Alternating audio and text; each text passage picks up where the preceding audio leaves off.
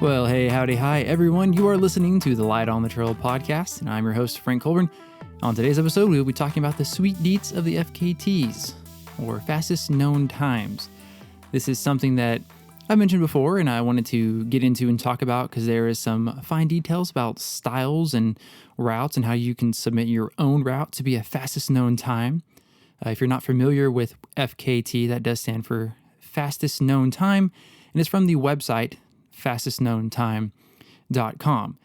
So we're going to go over what there is to know and some of the little ins and outs of maybe obvious questions or things that I learned about when I looked into it, because it becomes a really neat hole to dive down into and learn a lot about. So let's get into it. So again, the FKT stands for fastest known time, and fastestknowntime.com is where you can go over all these details and a little more than what I'm just going to go over here. Let's start with first. So what qualifies as a route? And this, you'll see. We'll get into more of this later on the other parts. But so an FKT site says a qualifying route is, I quote, at least 5 miles or 8 kilometers long or have at least 500 feet or 150 meters of elevation gain. Now, this brings me to a very early thought I had about the FKT rules of this qualification of a route and the understanding. And this is just my opinion. Of course, all this mostly is, but I do have quotes and facts we'll throw in.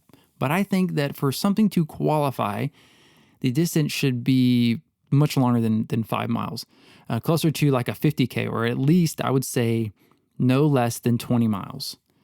5 miles seems so underwhelming and so small and short when the premier routes, they have a premier route list. These are like the AT, so the Appalachian Trail, the John Muir Trail, Colorado Trail, Arizona Trail.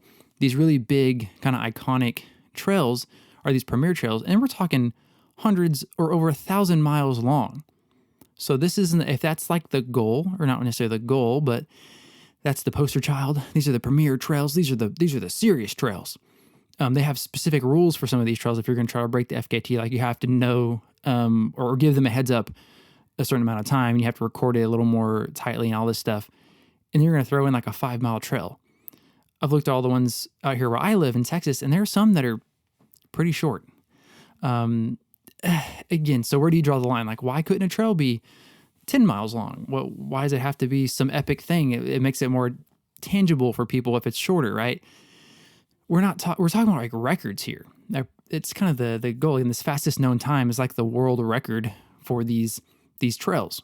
You can submit new trails, and they adjust some if like a severe weather disrupts a trail, and they tweak things and all that. But to me, I think once you get low, if it's not something that it should be kind of rigorous, and I know that that's a lot. To me, I would say something around 20 miles would be, kind of serious.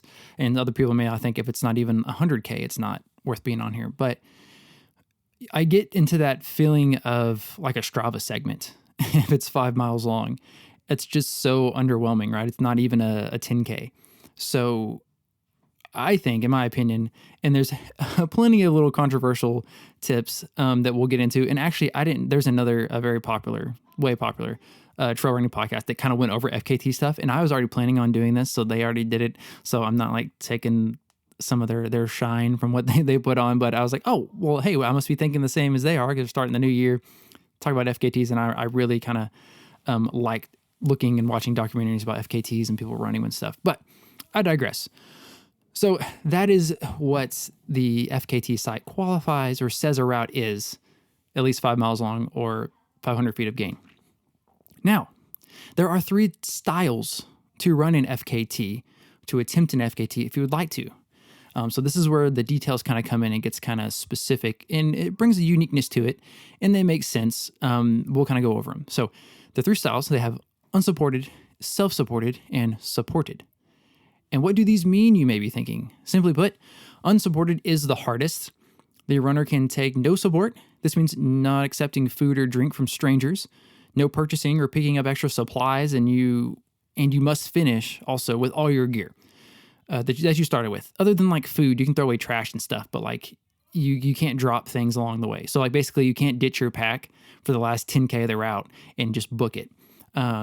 However, This is kind of controversial, but runners can talk to people for support on their phone or use digital devices to communicate. Now, again, should it be allowed? Obviously, you'll pass probably other runners when you're running or hikers and things, and you may see people, and it's okay to say, if they're like, hey, how are you doing? Do you need anything? And you're like, no, it's okay. I'm doing something right now. Thank you so much. Take care. God bless, whatever. But you can't, if they're like, you need some water? I've got some snacks. I've got an extra pair of socks. You can't take anything from people. But this controversial part about you're going to go do this trail unsupported by yourself, but yet you can call someone up on your phone when you're like you're digging in the well, and they can motivate you. So really, then you have that, it's like a pacer almost, but they're not running with you, right? So a lot of people talked like, should this be allowed or not?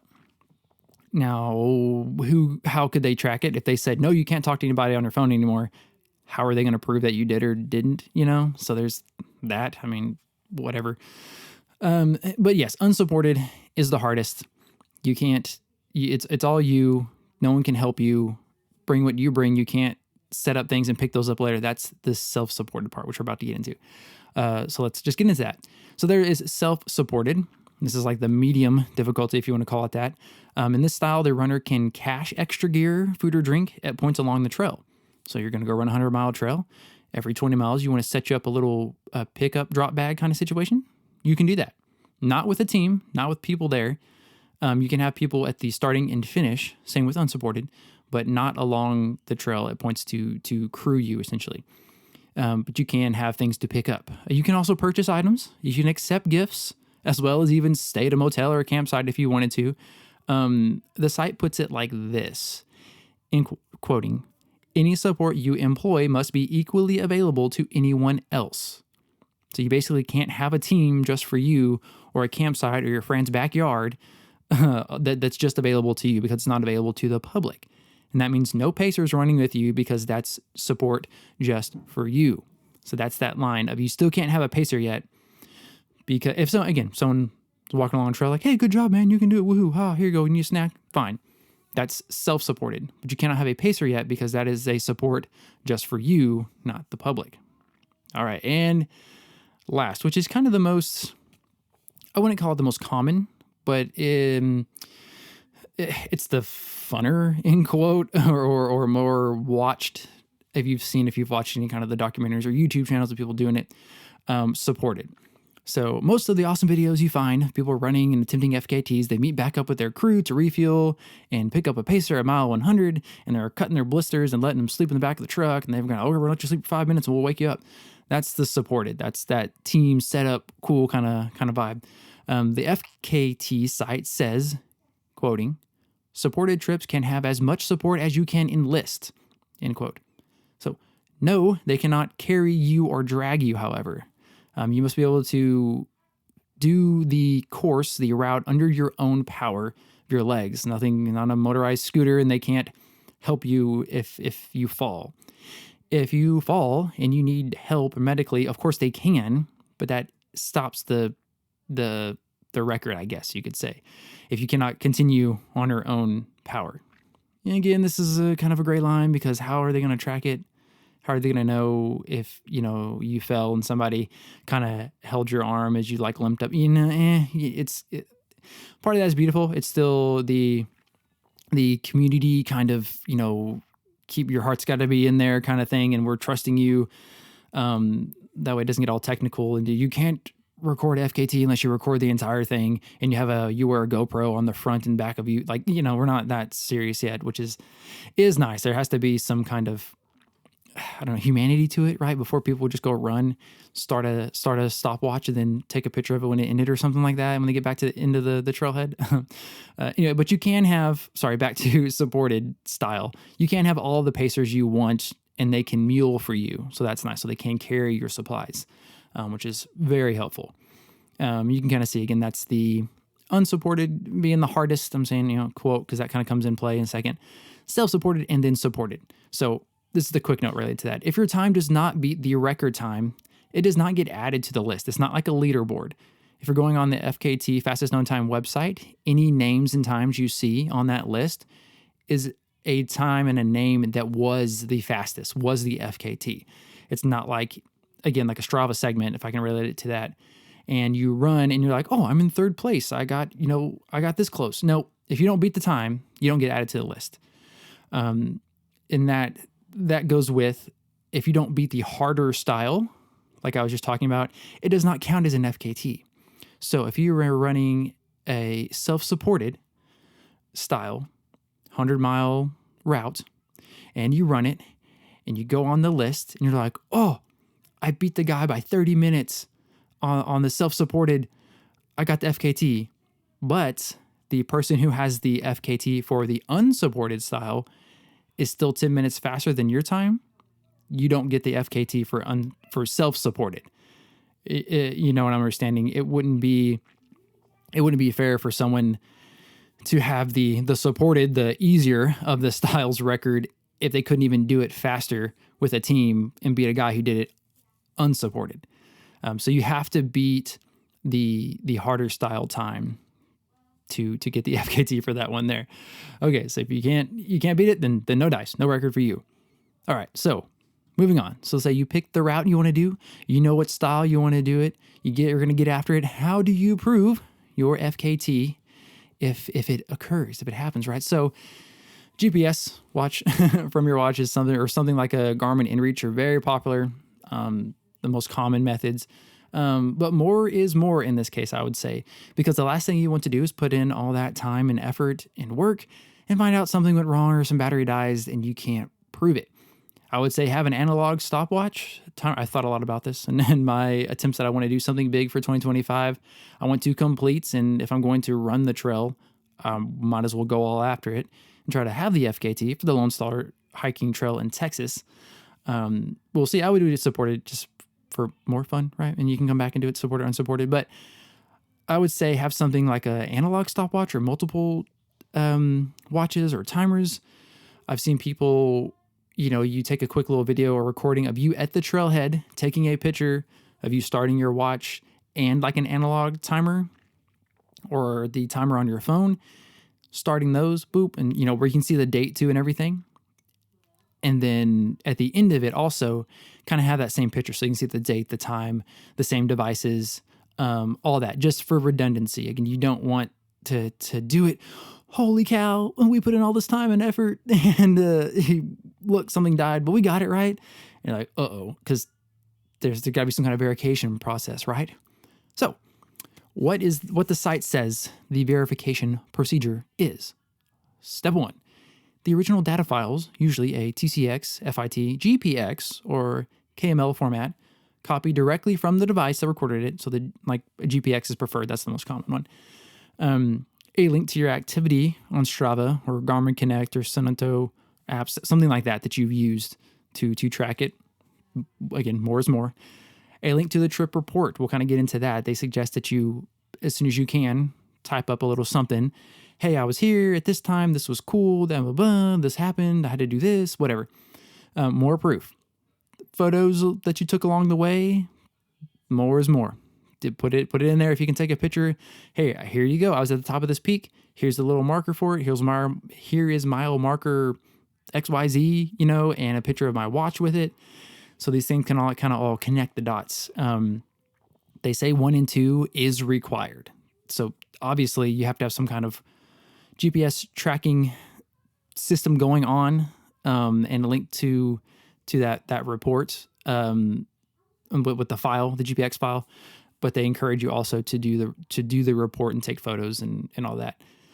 It's also commonplace and suggested that you leave a comment the day of or like before, I'd say within 24 hours or 48-ish, on the routes. Again, if you go to the site, you look at the routes, you go to the bottom, there will be people saying, about to attempt this route at 6 o'clock in 5 hours, heading northbound, blah, blah, blah, whatever.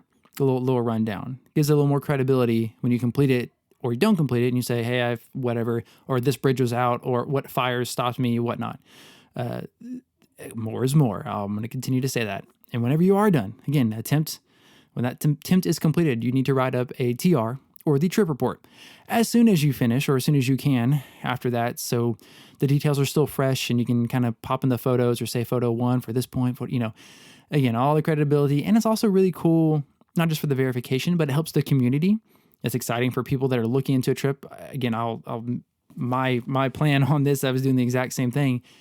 If someone is going to run whatever I'll just use Appalachian Trail because that's a very, very well-known one, right? So you're gonna run this trail, the AT.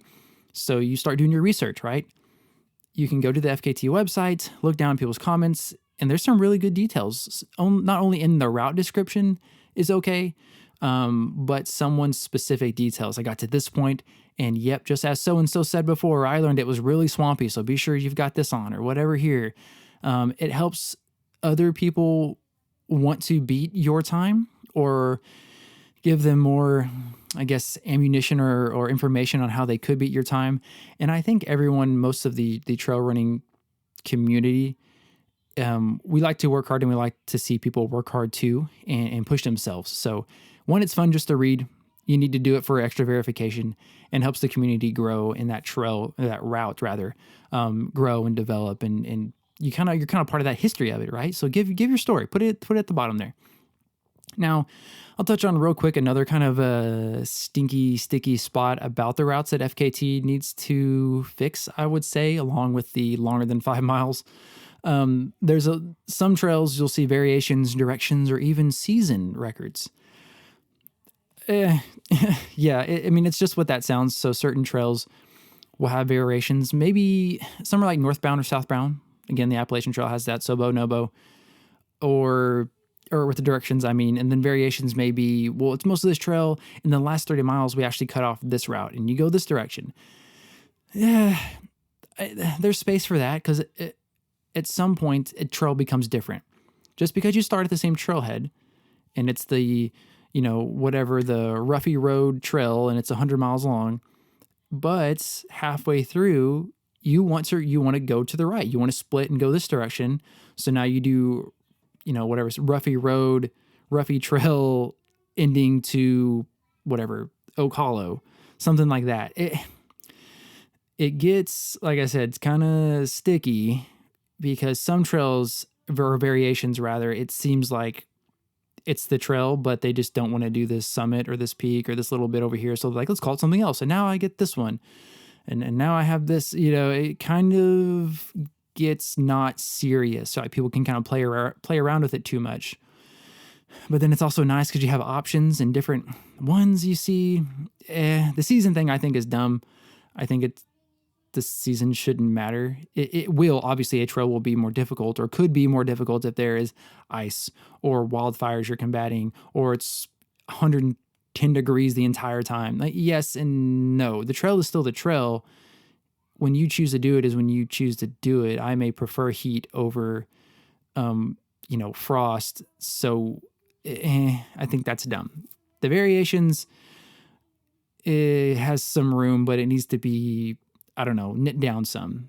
That's a point. Moving on. So you do all that, you verify and everything. What if you want to add a trail? So you can submit a new route. This is pretty neat. Why should you? Again, if you're going to do it, I think it should be at least 20 miles or longer or whatever. But you can, and that's pretty cool. There's a form to fill out similar with the form of submitting. Again, when you do FKT and do all that stuff, when you log into the site and you kind of fill out some information, add the stuff you needed to add. But you can make a route and let people know about it, and you run it, and that's cool, and you can submit it to be an FKT. Pretty neat. Now, you can't just run through the woods on a path that you and like 3 other buddies take sometimes, and like that's y'all's little trail, and it doesn't really have a designated spots to start or end or anything.